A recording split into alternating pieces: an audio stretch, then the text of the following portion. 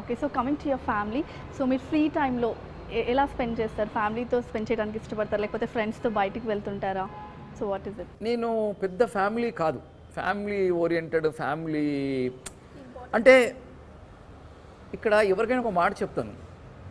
ఎన్నిసార్లు ఫోన్ చేసుకున్నాం, ఎన్నిసార్లు కలుసుకున్నాం, ఎన్నిసార్లు మాట్లాడుకున్నాం అన్నది కాదు, ముఖ్యం కాదు. ఏ మనుషులైనా సరే, ఎవరైనా సరే ఎంత వాల్యూ ఇచ్చాం అన్నది, గడిపిన కాసేపు ఎంత వాల్యూ ఇచ్చాం అన్నది ముఖ్యం. కానీ గంటల కొద్దీ ఇంట్లో కూర్చోవడం, భార్యతోనే ఏమంటారు తిరుపతికి, యాదగిరి గుట్టలకి, ఫంక్షన్స్కి, వాళ్ళకి అలా వెళుతూ కూడా కొన్ని వేల కిలోమీటర్ల దూరం ఉన్న భార్యాభర్తలు ఉన్నారు, దూరంగా ఉండి దగ్గరగా ఉండే భార్యాభర్తలు ఉన్నారు.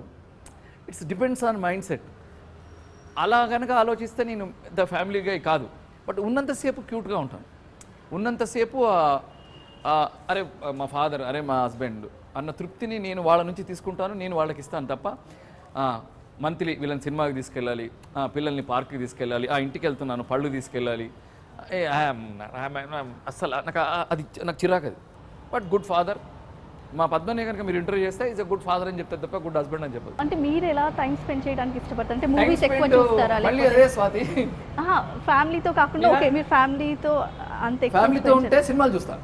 ఓకే, మంచి సినిమా వచ్చింది, టామ్ హ్యాంక్స్ సినిమా, లేదా ఇగో మన హిందీలో ఒక సినిమా చాలా బాగుంది, టెరిఫిక్గా ఉంది అని అందరం కలిసి సినిమా చూస్తాం.